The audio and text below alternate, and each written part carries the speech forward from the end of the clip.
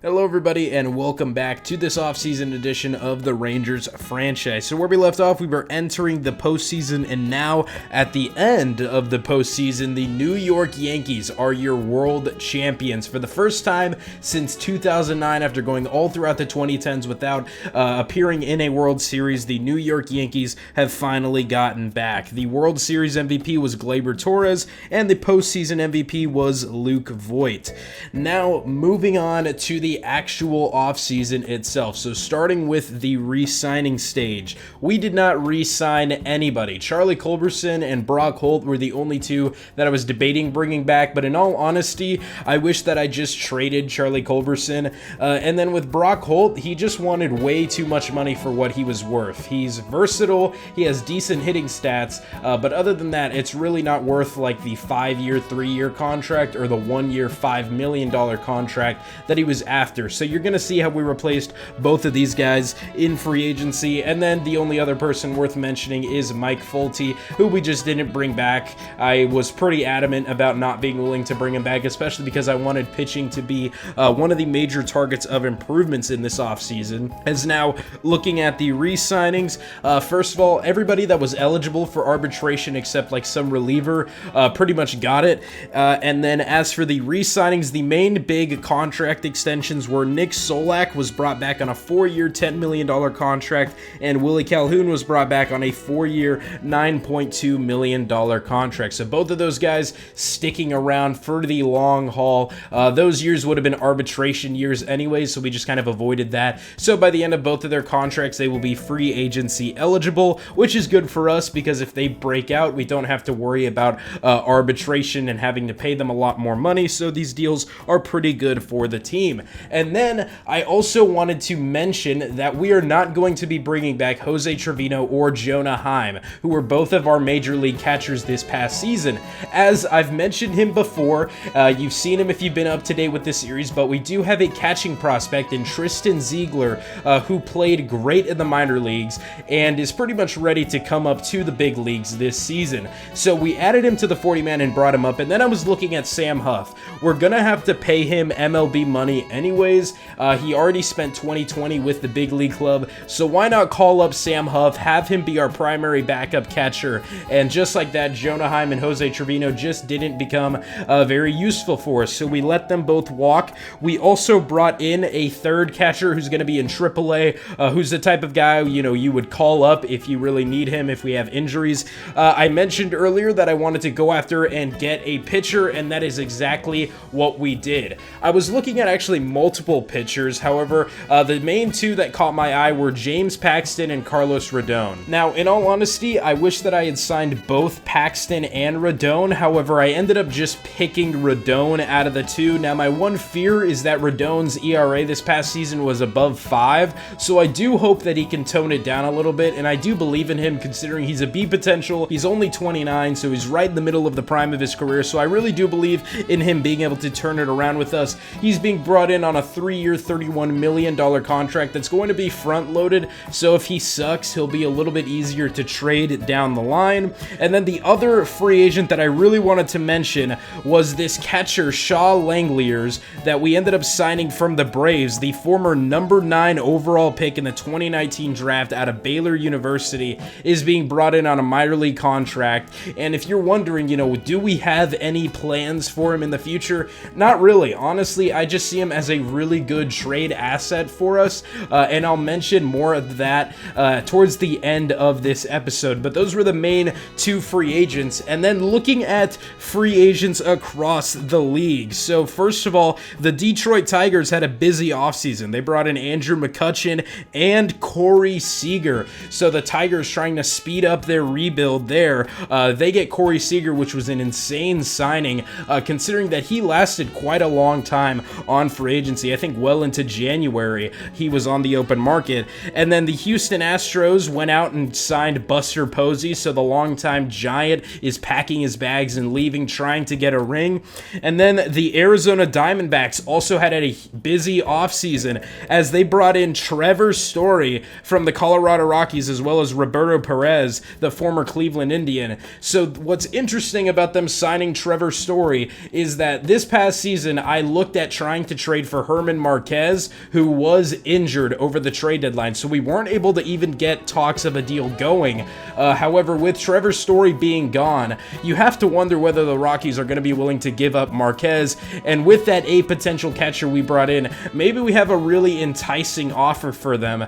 Continuing on with the free agency signings, the Oakland A's got busy. They brought in Javi Baez from the Chicago Cubs, as well as Justin Verlander from the divisional rival Houston Astros. So it seems like Verlander is going to play out the rest of his career with the Oakland A's. And then the Dodgers made an insane signing, not bringing back Corey Seager, but instead signing Chris Bryant from the Chicago Cubs. So the Cubs lose both Baez and Bryant in this free agency, as that core is getting torn apart. However, the Cubs also made an interesting signing because they ended up bringing in Noah Syndergaard. So maybe the Cubs are just trying to win back with their pitching. Who knows how that experiment will go. And then the Royals made an interesting signing. They went out and they got the Mets outfielder Michael Conforto. And then the Mets, after losing Noah Syndergaard, decided to get the former Texas Ranger Lance Lynn, as well as now former Dodger Kenley Jansen.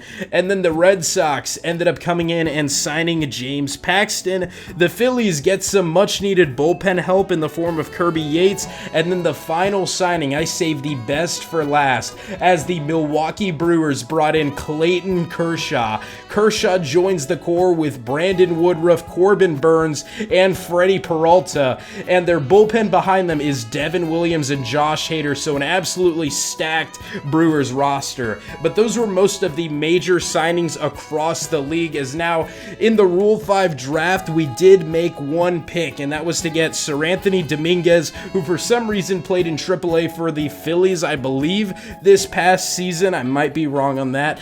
And he has amazing velo, amazing break, just absolutely filthy pitches, good hits per 9, walks per 9. He reminds me a lot of Jose Leclerc, so he'll probably fit the setup role quite nicely for Leclerc. And then other than that, looking at some depth signings we made. First of all, James Hoyt. He is 35 years old, a closing pitcher. We pretty much brought him in as a guy who's going to be stuffed in AAA. However, if we have a really struggling reliever in the MLB, then he's the first guy we're going to look to call up. We also brought in Daniel Robertson, a former top prospect from the Tampa Bay Rays. He pretty much has fallen very far from that. However, he still has good discipline and he's versatile. So if we have an injury at the MLB level, he'll be one of the first guys we look to call up. And then some major signings to our major league depth in the form of Danny Santana, who is versatile, a good hitter, went unsigned in 2021, and the last time he played was for the Rangers in 2020, so he's back. And then I noticed late in free agency that Mark Canha was just chilling. The Oakland A's let him walk, and we're going to bring him in. Another super versatile player with awesome hitting stats. He's actually going to be moved to first base for us, and I do see potential for us to platoon Canha and Nate Lowe. Just some other things worth noting. Josh Young is going to make the 40-man roster this season. I really hope that he plays well and plays well enough to make the MLB roster and get called up, as well as the number 2 overall pick from last year, Andres Angel. He is also going to make the 40-man roster and is also going to start next season in AAA. So he's moving past the rookie leagues, moving past AA, and is going to be right under the MLB level. I really wouldn't be surprised if Angel is on the MLB roster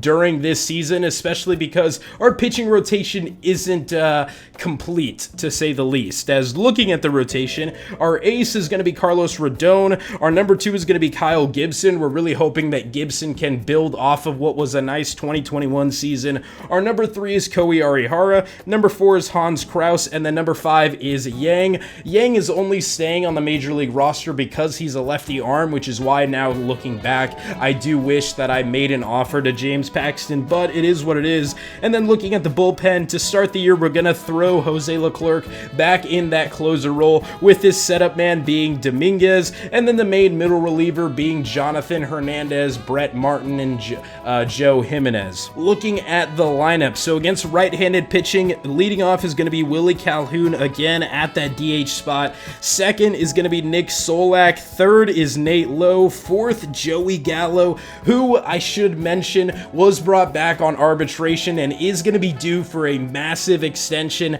next season. So it'll be interesting to see what happens with that. I'm really hoping for a big year from Gallo, so that way we can give him a big extension. And then David Dahl is the number 5 hitter, Kiner Falefa, the number 6 hitter, and then Tristan Ziegler, the rookie, will be batting 7th against righties.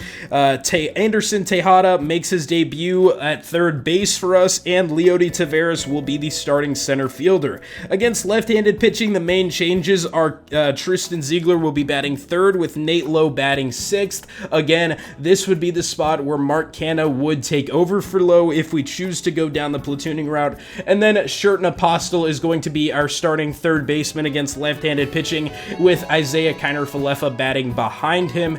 And other than that, the rest of the lineup is the exact same. So that's it for the offseason. Overall, not a crazy offseason again. As I mentioned earlier in the video, we might look at a Herman Marquez trade when we get to the trade deadline. But regardless, thank you all for watching this episode. I know these past 2 episodes have been a bit longer. However, the next one, the opening day episode, will be a little bit shorter. But regardless, thank you all for watching. Make sure to like, comment, subscribe, all that fun stuff, and I will see you guys in the next one.